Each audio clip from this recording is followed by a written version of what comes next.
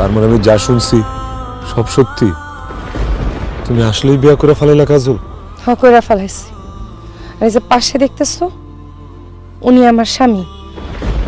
ওনার নাম জামাল, উনি ইটালিতে থাকে। আমি কয়েকদিন পর ইটালি যামুগা। এসব তুমি কি কইতেছো কাজল? এমন তো কথা ছিল না। তোমার তো বিয়ে হওয়ার কথা ছিল আমার লগে, তোমার স্বামী হওয়ার কথা ছিল তো আমার, তোমার পাশে এইভাবে দাঁড়ায় থাকার কথা তো ছিল আমার। তুমি কেন তোমার কথার বরখেলাপ করলা? তুমি কেন আমার লগে বেমানি করলা? আমার ভালোবাসার লগে বেমানি করলা কেন? তুমি আমারে বিয়া না করে এই লোকটারে বিয়া করলা? কারণ তুমি একটা গরিব। তোমার লগে যদি আমার বিয়ে হইতো তাহলে 2 মুঠ ভাতও তুমি আমারে খাওয়াইতে পারতা না। তোমার মতো একটা ফকিনি পোলার সাথে প্রেম করা যায়, বিয়ে করা যায় না। কি কইলা? আমি ফকিন্নির পোলা, আমার মতো ফকিন্নির পোলার লগে প্রেম করা যায়, বিয়া করা যায় না?